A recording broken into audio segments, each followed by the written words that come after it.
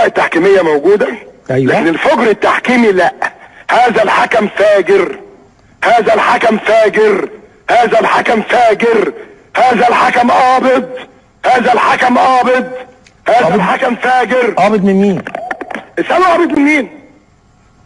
ما احنا بنتكلم على فجر تحكيمي يعني. لا ده فاجر. ده فاجر، وعصام عبد الفتاح فاجر. طيب برضو عشان ما نخشش في ان احنا نخرج بره الموضوع، حضرتك شايف ان النهارده مش اخطاء؟ بص يا بيه، بص انا مش هضحي كل سنه بملايين عشان اجيب لعيبه عشان ادي الدوري لحد تاني. انا مش في التمثيليه دي. هذا الحكم الفاجر وتقول لي ايه؟ اصيفوه والنبي لو عدموه. هو مطلوب من الزمالك ايه؟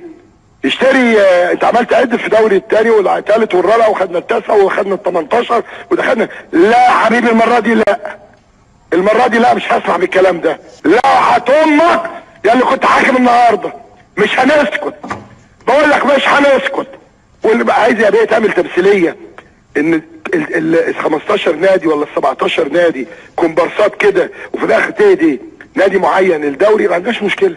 بس انا مش كومبارس. هذا الحكم فاجر. طيب على مسؤوليتي ومش هسيبه. طيب سياده المستشار، وحسام عبد الفتاح اصل المشكله ايه؟ حسام عبد الفتاح قبل كده قلت لواحد قال لك انا اقدم بلاغ ضد رئيس نادي الزمالك والحكام